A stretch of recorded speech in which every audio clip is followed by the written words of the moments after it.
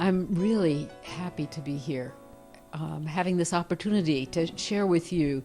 I want to make it really clear to you where this work came from. I expect many of you have been to workshops and presentations before, and that there was somebody there, or several people, that came from a major university where people, doctors, people who had educational backgrounds, who've been in school for years, have decided what those of us who experience psychiatric symptoms need to do. And then they come to a workshop or training, and then they tell us all what we need and must do. And I want to be very clear with you that this is not where this work comes from, that it comes from a really, really different place, that it comes from people like yourselves. It's a gathering of information. And I want to tell you what made me want to gather this information and how I began that process. I first heard the words mental illness and became aware of mental health problems when I was just a child. I was 8 years old. I was the middle child of 5, and my mother was a very wonderful woman, very outgoing, very gregarious, very warm and loving. She began spending every day sitting in a rocking chair, rocking and crying. And before long, they took her off to the state psychiatric hospital. And at the state psychiatric hospital, she had 150 electric shock treatments. The food there was awful. She was in a room where she slept, with a very small room. There were 40 beds and just a little night table in between. And all 40 people were supposed to sleep in the same room. And I know I have problems sleeping in a room with one other person. Somebody else might be snoring, and people were having a difficult time. They're away from their family and supports. They were probably crying and yelling. I can't imagine how she slept. There was nothing to do all day. People walked and paced. Every Saturday morning, the 5 of us went to visit her, and we walked through these big, thick doors that clanged behind us and that were locked, and we went in to see my mother. And sometimes she was walking in circles, saying words that we couldn't understand. She hardly seemed to even be aware that we were there. And other times she was running all over the place, introducing us to everybody, acting in a fashion that was extremely unusual and bizarre. It was really, really scary. And during that time, the doctor told my father and told us that we should stop coming to see my mother, that she was incurably insane. But we never stopped going to see her. And after 8 years, people started noticing that she wasn't having these symptoms anymore. In fact, she was helping to take care of the other patients. And then she did something that I think is what got her discharged. She started getting the patients together in small groups and getting them to talk to each other. And the hospital people were very uncomfortable with that. And so they discharged her. And I think that was way back in the early 1950s. And I think that that may have been one of the first support groups. So that stayed with me, and I think that it was when my mother was in the hospital that I experienced my first depression. It seemed reasonable for a child to get really depressed when mom is gone, and we just visit her on Saturday mornings, and we're trying to take care of ourselves and bring ourselves up while our dad worked long hours on the railroad. And so I remember that I didn't talk to people unless they asked me something. I'd respond if somebody asked me a question, but basically I didn't talk to anybody. And I think that was comfortable for everybody, because it was really difficult having these 5 children and nobody to really raise them. So one was very quiet. That was great. And as I proceeded through my life, went on to school, got married, had children, I had periods of time when I just had lots and lots and lots of energy, commit to all kinds of projects and do all kinds of things. And then there were other times when I was very, very deeply depressed and didn't do much of anything. And I got away with that until I got to a place where I was very overcommitted. I was running a small private school that I had started for children with troubles. Had 5 teenage children of my own, and I was also doing foster care for other teenagers. And I woke up one morning and I realized I just couldn't get out of bed and I couldn't keep going. So for the first time, I went to see a psychiatrist. And that psychiatrist, just one visit, and he said to me, well, you're manic depressive, just like your mother. Take this pill and you'll be fine. He didn't ask me about my hectic, chaotic lifestyle. He didn't ask me about my very, very troubled marriage. Didn't ask me how I took care of myself. Didn't ask me what I ate. Just said, take this pill and you'll be fine. So I said to myself, great. And I took the pill. And I got away with it. I didn't learn anything about how to take care of myself. I didn't even learn what that pill was. I didn't even look it up in a book. I just, 3 times a day, I put that pill in my mouth. And I got by. I didn't make any big improvements in my life, except I left the troubled marriage and got into another troubled marriage. But I got by with that pill. And it wasn't until about 10 years after I started taking it that I got a stomach bug, kind of thing that anybody could get.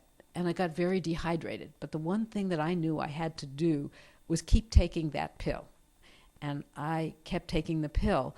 And I got severe toxicity from taking it. And I almost died. And after I got better, the doctors were very concerned. They said, oh my, she's manic depressive. We can't have her off her lithium. And right away they wanted me to start taking lithium again. And I did. And the toxic reaction came up again at even a very, very low dose of lithium. And commonly happens when somebody has been taking a medication for a long period of time, has not learned any wellness tools, has not learned anything about how to take care of themselves. When I could no longer take that medication, my symptoms went wildly out of control in a way that I had never experienced before in my life. I had deep psychotic depression and psychotic out-of-control mania. I was in and out of the hospital, and they were trying to stabilize me on other medications. I could no longer work. My life just was in a downward spiral. And before long, I was living on $500 a month of Social Security disability payments, and I was in a housing complex for the elderly where there were spaces for a few people who were considered to be permanently disabled. And I was very, very discouraged, very, very discouraged. I felt like my life was over. And it was at that time that I said to my psychiatrist, how do people with these kinds of symptoms get by on a day-to-day basis? And he said, I'll get you that information for next time. So I really looked forward to that next visit. And he was hoping that in my confusion, I think, in my having these difficult symptoms, I'd forget about it. But I hadn't forgotten about it. And I said, where's this information? And he said, I couldn't find any information on that. I said, we don't have anything like this. This was in the mid to late 80s. And he said, we don't have that kind of information. We have information on medication. We have information on restraint. We have information on hospital programs. But basically people with this kind of situation, they don't get better. This is not the kind of thing that you should be thinking about. It made me really angry, and I think that was a good thing.